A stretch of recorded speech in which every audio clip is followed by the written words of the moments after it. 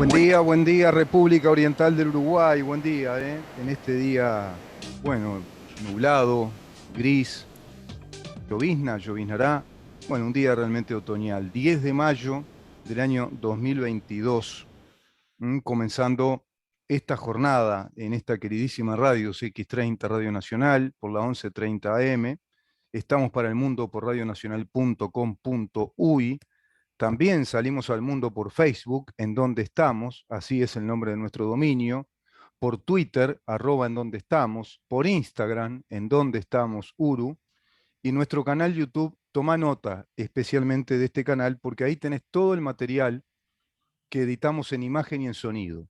Este es un programa de radio, por CX30 Radio Nacional, y también es un programa de video, de videos, un programa en imagen y en sonido, editados por Mariana Peralta y por Alejandro Barreto, contando también con el trabajo técnico de Damián, para que todos ustedes puedan disfrutar cada una de las columnas que hacemos. Editamos por separado cada columna temática con cada uno de nuestros participantes, de nuestros columnistas, de nuestros especialistas. Así que te voy a pasar el nombre. Después que te dije todo esto, que hice toda la introducción para que tomes nota de esto, bueno, ahora sí, toma nota. Mirá en dónde estamos. Así se llama nuestro canal YouTube. Mirá en dónde estamos.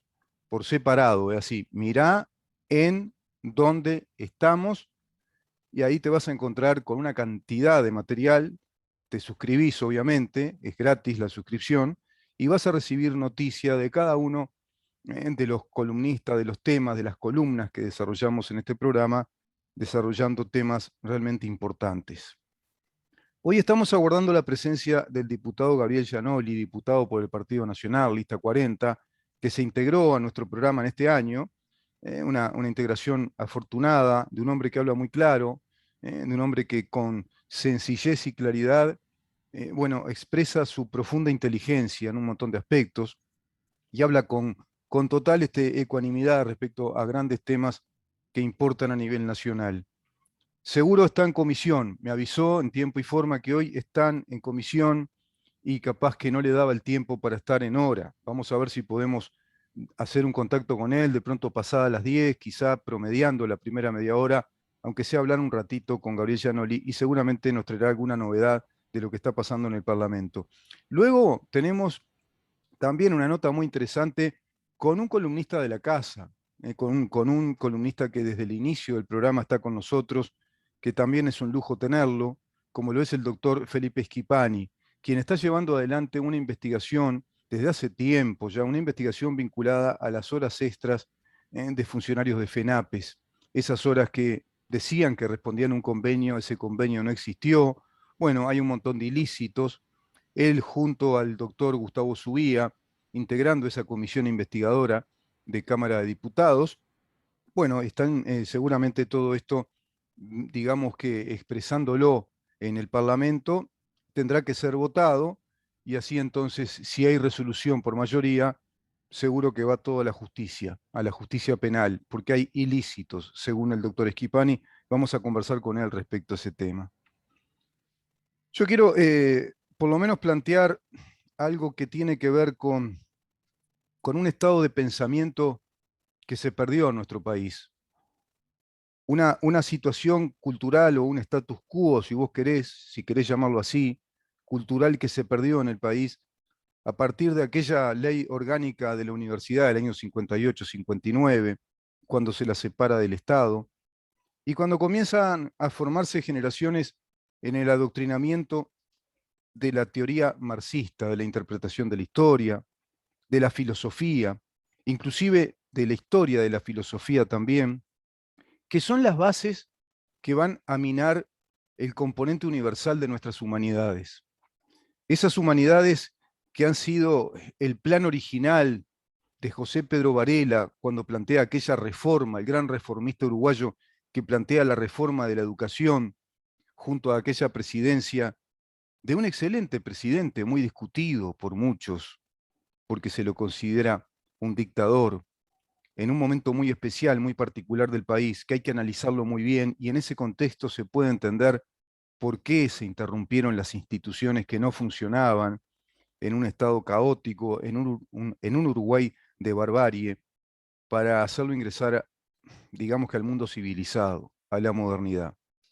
José Pedro Varela, junto al llamado que le hizo Lorenzo Latorre, genera un Uruguay moderno y va a ser la matriz de ese Uruguay que va a seguir evolucionando al cabo del tiempo y tiene que ver con otras figuras, como por ejemplo la de José Valle y Ordóñez también, claro. Pero esa educación laica, esa educación libre, gratuita y obligatoria, era la base de un Uruguay.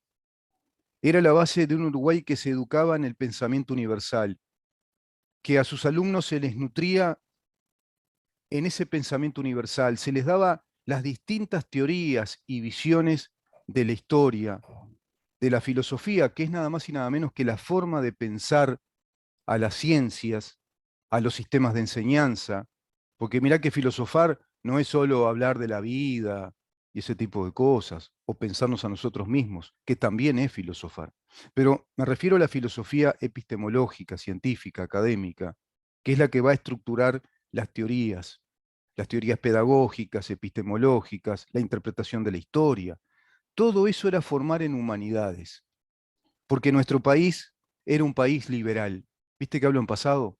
Nuestro país era un país de humanidades, con generaciones que se formaron en esas humanidades. Era un país que lo componían inmigrantes, italianos, venían los tanos que le decían que es el apócope de los napolitanos, que en su mayoría llegaron a estas tierras, estaba constituido por gallegos, estaba constituido por vascos, por armenios, por libaneses, por alemanes, por suizos alemanes.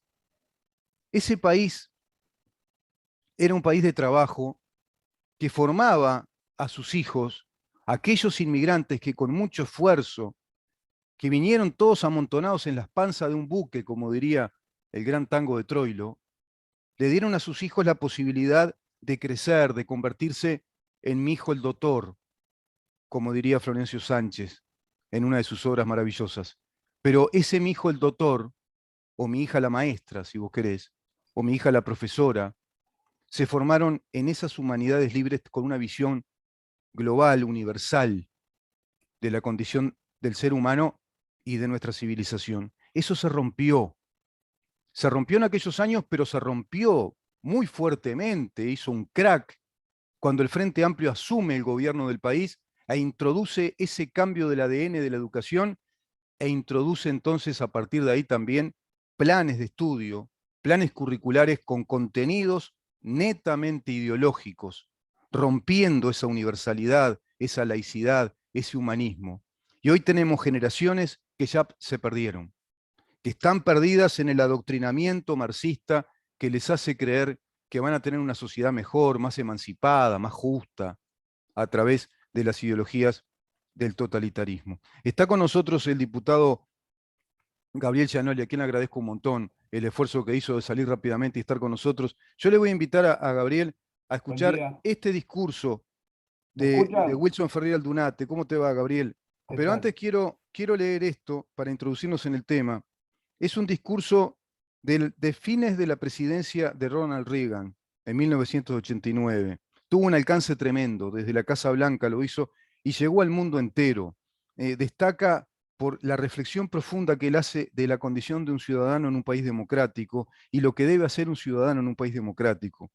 Dice Ronald Reagan, la nuestra fue la primera revolución en la historia de la humanidad, que realmente revirtió el rumbo del gobierno y con tres pequeñas palabras, nosotros, el pueblo. Nosotros, el pueblo, le decimos al gobierno qué hacer, no al revés. We the people, nosotros, la gente, somos el conductor, el gobierno es el coche y decidimos a dónde debe ir, por qué ruta y qué tan rápido debe ir. Casi todas las constituciones del mundo son documentos en los que los gobiernos le dicen a la gente cuáles son sus privilegios. Nuestra constitución es un documento en el que nuestro pueblo le dice al gobierno lo que le permite hacer. We the people, somos la gente, somos libres. Esta creencia ha sido la base subyacente de todo lo que he intentado hacer en estos últimos 8 años. Sin embargo, allá por la década del 60, cuando comencé, me parecía que habíamos comenzado a invertir el orden de las cosas, que a través de más y más reglas y más regulaciones e impuestos confiscatorios, el gobierno estaba tomando más de nuestro dinero, más de nuestras opciones y más de nuestra libertad. Entré a la política en parte para levantar la mano y decir, detente, pará, pará, basta. Era un político ciudadano, simplemente eso, un ciudadano, y parecía lo correcto que podía ser un ciudadano. Creo que hemos detenido mucho lo que era necesario detener. Espero que hayamos recordado una vez más a la gente que el hombre no es libre a menos que el gobierno sea limitado, al menos que el gobierno sea limitado. Aquí hay una clara causa y efecto que es tan clara y predecible como la ley de la física. A medida que el gobierno se expande, la libertad se contrae. A medida que el gobierno se expande, la libertad se contrae. Nada es menos libre que el comunismo puro. Y en Estados Unidos se iba rumbo a eso. Esto lo dice Ronald Reagan en el año 1989. Qué vigencia que tiene, ¿no?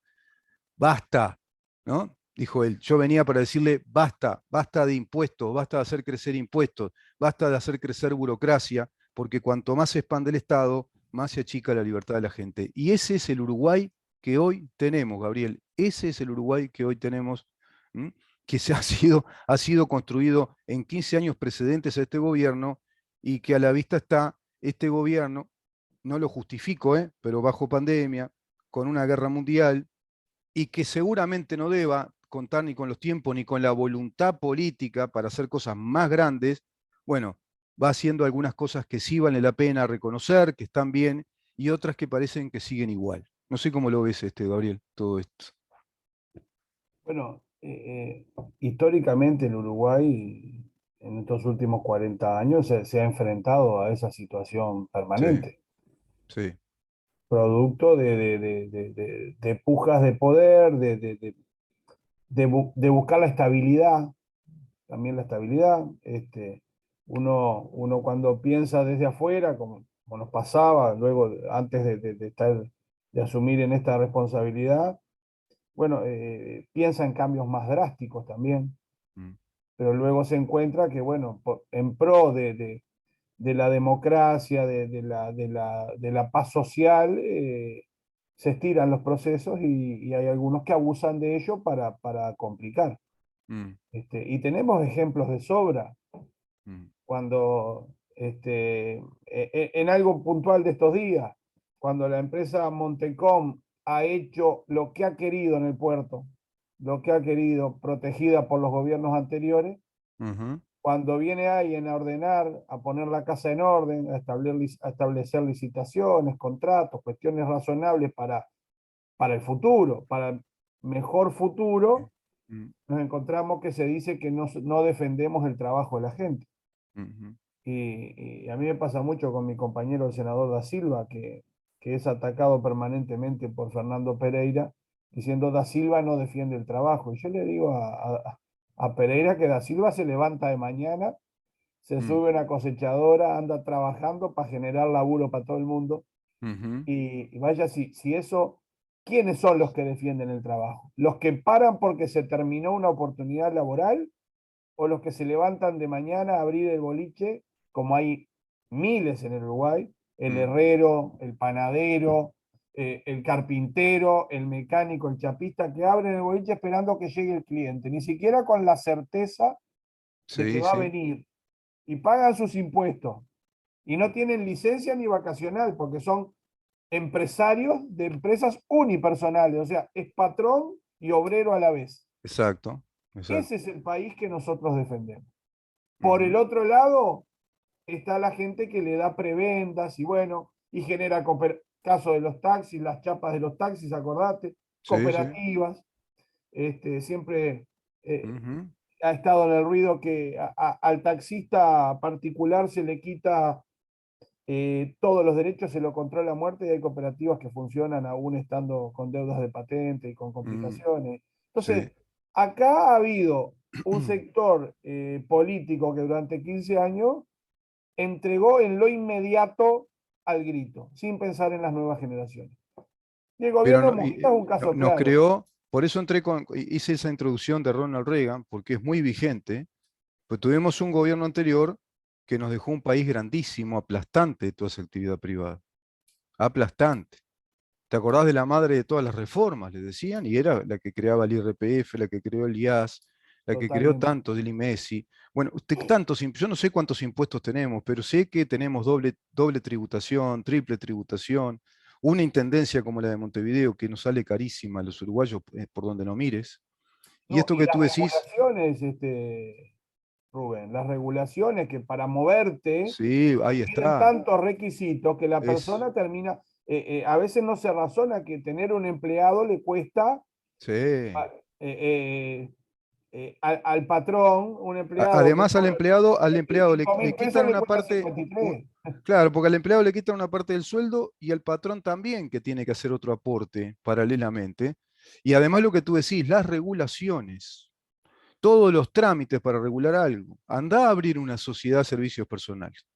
Todo el tramiterío que te lleva, simplemente decir, trabajo por mi cuenta.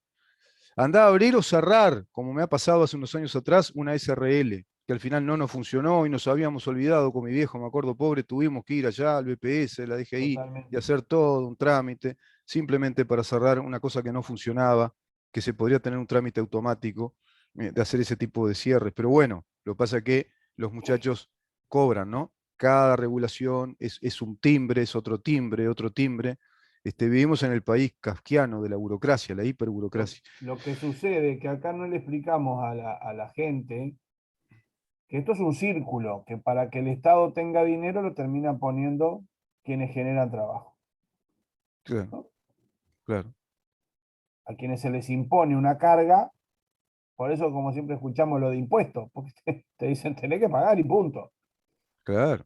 Y ahí vamos a agarrar de la bolsa. Y lamentablemente tampoco lo acompañamos con proyectos que le dieran al país ingresos, porque fracasaron todos los proyectos del Frente Amplio. Ujú. Y podemos hablar del puerto Aguas Profundas que no iba a traer inversiones, podemos hablar de Aratirí, podemos hablar de la regasificadora, podemos hablar de un montón de cosas que iban a cambiar, iban a dar empleo Ujú. y que El tren de los fracasaron. pueblos libres, te olvidaste, que se celebró y Bueno, todo. pero por favor, Ujú. todas esas cosas, obviamente, alguien decía el otro día charlando con un empresario argentino, hablando de Argentina justamente, Mm. y dice, en la Argentina lo que sucede es que el deseo le ganó a la necesidad. Creo que lo comenté el otro día en la otra audición. A Y ver cómo es bueno, y eso. la Sí. gente tenía el deseo de tener una antena Lena, muchos, Mm. pero no barajaron que costó 130 millones de dólares, Claro, ¿no? claro, Entonces, la necesidad de esos 130 millones de dólares por parte baja hubieran sido la regularización de 7 asentamientos, claro, mínimo. exacto, Pero no, bueno, exacto. está bien, vamos a escuchar Sí, sí. música un día. No, ni Sí. vamos, vamos a la puerta porque no podemos No, pagar la entrada porque es y costosísima. Porque claro, te iba a decir los eso, costos de las va entradas son de nivel gente, internacional, por no son para el supuesto. Uruguay. No, no, Pese a que se llena igual, ¿no? el uruguayo promedio no puede ir, no va, la gente común y corriente. Yo creo que hoy por hoy estamos en un país, ayer escuchaba periodistas argentinos que claro, que los rezongaron y tienen razón, personajes ya mediáticos que les dicen, bueno, basta, basta, basta del país ya desastroso de impuesto, bueno, un sistema político que no toma cartas en el asunto, se les vino abajo el país y están discutiendo entre ellos. Bueno, ya sabemos lo que es Argentina, ¿no? La presidenta que discute con el presidente, que es un monigote que puso ahí, un títere, bueno, un desastre.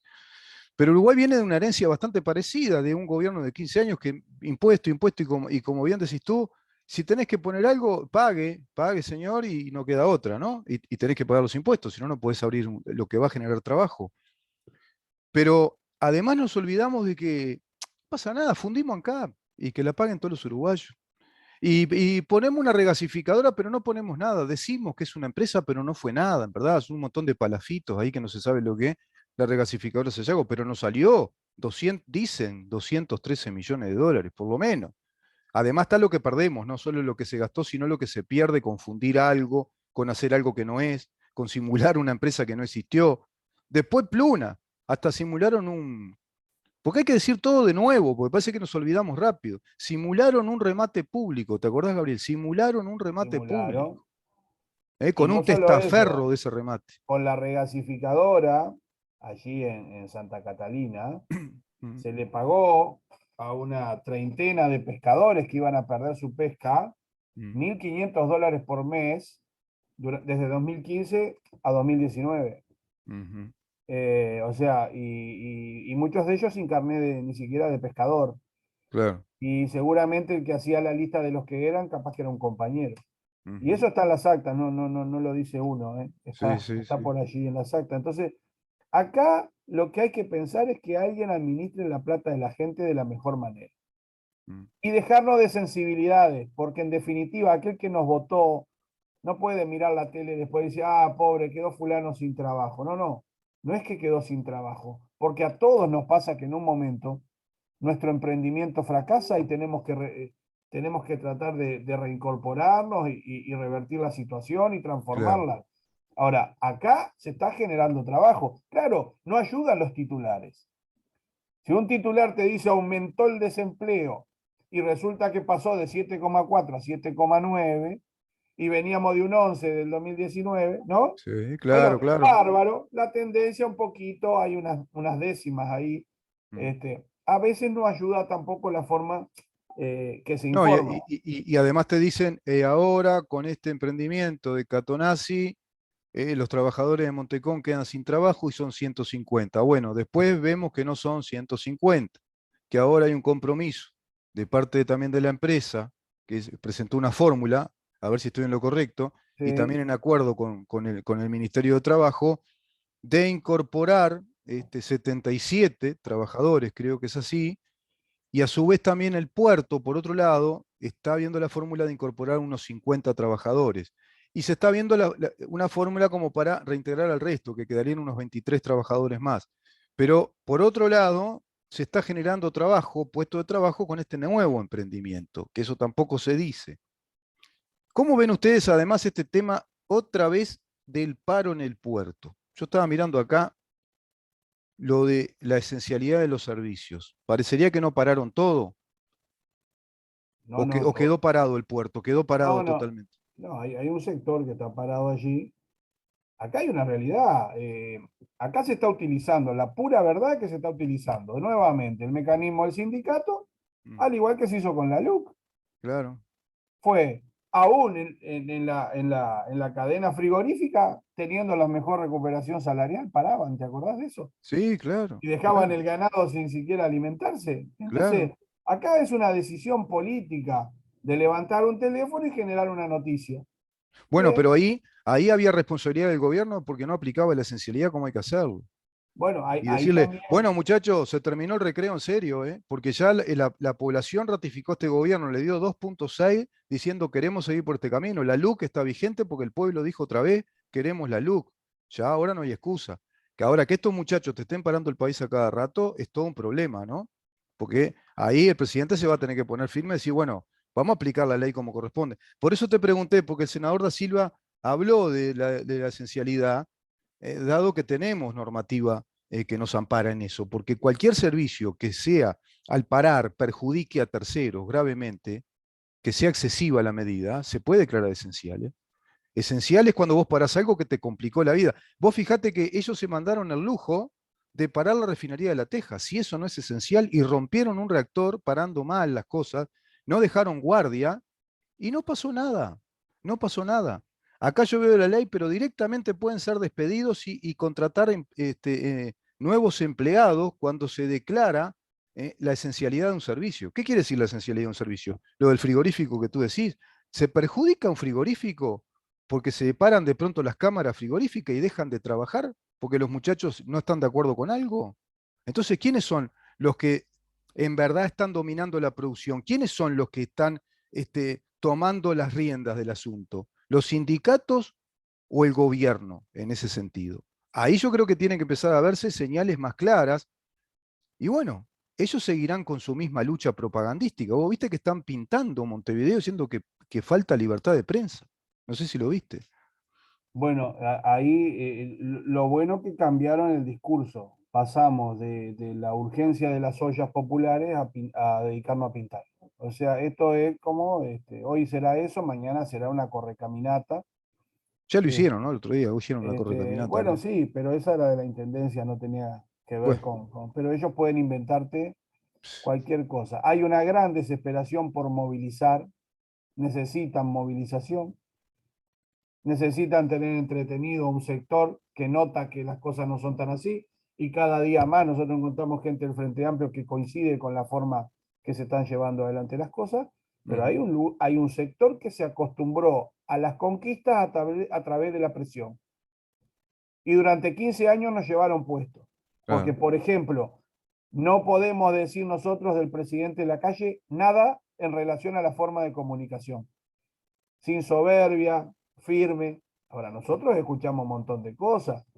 Desde no sea nabo de Mujica, ante la libertad de prensa de un periodista, Mm, hasta nos vemos en las urnas de Tabaré Vázquez o el mm, ataque a aquel colono. sí, Entonces, vamos a entendernos. Creyeron llevarse todo puesto y la gente los frenó. Y por suerte lo frenó por 3 veces seguidas. Porque ujú, el gran golpe del Frente Amplio no fue en el balotaje. El gran golpe del Frente Amplio fue en octubre, cuando perdieron 8 legisladores. ujú. 8 legisladores. ¿Seguro? Es mucho. Claro. El 20%, 8 legisladores, es más. Mirá, te digo más, es la elección en la El que, 25% de lo que tenía. sí, además la elección en la que históricamente un gobierno, como en este gobierno de coalición, tiene una mayoría absoluta parlamentaria, 54%. Exacto. Que, no, que siempre insisto yo, porque los muros son de ellos, el pueblo son de ellos, el parlamento es de ellos. No, señor, no, señor. Acá hay 56 diputados de la Mm, coalición de gobierno mm, y lo único que llegó a tener el Frente Amplio fue 50 en sus 3 seguro, periodos de gobierno, seguro. ¿no? Sí, Hoy claro. es 56 a 42. Hay una diferencia enorme que legitima el gobierno de coalición. Ahora, Mm, hay que decirlo claramente. No es le ganamos por poquito, no, no, no, señores. Nosotros en una consulta popular se ganaba por un voto y le ganamos por claro, suficiente lugar. claro. Y con absoluta responsabilidad, porque si algo no hizo el gobierno fue ponerse miope y decidir solo apoyar el no y olvidarse de gobernar. Por el contrario, atendió a la pandemia, permitió no, dejó tranquilamente el tema de juntar firmas que fuera una herramienta razonable, y cuando vino el momento votamos, pero acá no se dejó gobernar. Y se Sí, decía, algo, sí. el Si no se le presidente puede decir defiende al la gobierno luz. algo, es que sea un gobierno antidemocrático, pues todo lo contrario, ¿no? Es un gobierno que dejó hacer, que dejó juntar firma, que se dedicó, como tú decís, a tareas que eran prioridad en el momento de la Pero, pandemia. pero Este, Rubén, ¿tú te imaginás si nosotros este año estuviéramos recorriendo el país haciendo los consejos de ministros en cada departamento? Se diría demagogos, utilizan el aparato del Estado, quieren tener todo el poder. Y eso fue lo que hizo el gobierno de Tabaré Vázquez. no, pero Se iban les dirían cinco que están días copiando, antes, les dirían que están 5 días copiando, antes. les dirían que están copiando lo que ellos hicieron, les Pero, dirían que están copiando. pero ellos se iban 5 días antes a cualquier pueblo, Mm, con todo pago por el Estado, ujú, hacer el lobby, porque recuerdo que gente que pedía la palabra no se la daban, recordémoslo. sí, sí, Entonces, ¿qué hablan de libertad de expresión? claro. Cuando el propio Bonomi se ponía adelante con una pancarta de unos que estaban manifestando, o nos olvidamos de eso Ujú, en un acto en Florida. sí, claro. Bueno. Entonces, vamos arriba, libertad de Sí, sí. expresión, por favor. Han hecho lo que han querido. A la prueba está, en el día de hoy está el equipo del ministerio completo para escuchar a los legisladores del Frente Amplio.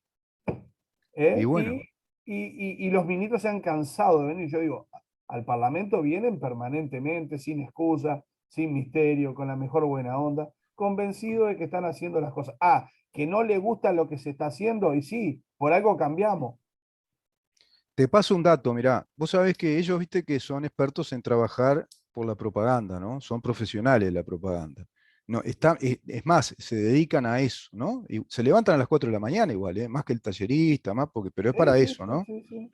Bueno, Andrade el otro día, Oscar Andrade, estuvo en un programa de radio de un tal Atilio Borón, el doctor Atilio Borón, que es el doctrino marxista más importante que tiene Argentina y tiene el Foro de San Pablo. Es el que sigue los lineamientos de Ernesto Laclau, hablando de la revolución difusa, de congregar a todos los grupos minoritarios, y está planteando, él tiene un libro que se llama Socialismo del siglo XXI, y canta loas, por supuesto, a las revoluciones de Venezuela, de Nicaragua, bueno, ni que hablar Cuba. Bueno, Oscar Andrade, viste, cuando van a Argentina, decía, ¿a qué van estos tipos? ¿Por qué viajan? Bueno, van a reunirse a esas cumbres, a esos foros, con esta gente de esa afiliación ideológica, ¿no? Uno de los principales teóricos marxistas que tiene en Argentina del Partido Comunista, Tilio Borón, doctor en ciencias políticas, te paso el dato. Pero además, hace pocos días vino mi prima acá, que vive muchísimos años, sé que vive en Argentina, tiene hasta nietos ya, me dice que el único canal que llega por cable allá es TV Ciudad. Fíjate vos cómo se va trabajando. Imagínate ver TV Ciudad, un uruguayo que hace 30 años que vive en Argentina o más. ¿Qué imagen tiene? Porque le van a decir que acá hay hambre, que hay ollas populares, que no hay libertad de expresión. ¿Viste cómo trabajan? Y después están, cuando vienen los periodos electorales, convocando que vengan a votar, por favor, todos los uruguayos habilitados, y se traen esos contingentes de uruguayos viviendo en Argentina, por ejemplo, y en otras partes del mundo, para que voten. Y por eso insisten con el voto consular. Buscan de todos lados. Y la otra, ¿te acordás que era bajar la edad para que pudieran votar, ¿no? Que ya Exacto. los de 16 años, porque ellos saben bien que a esa generación la tomaron, la cooptaron con el sistema de enseñanza.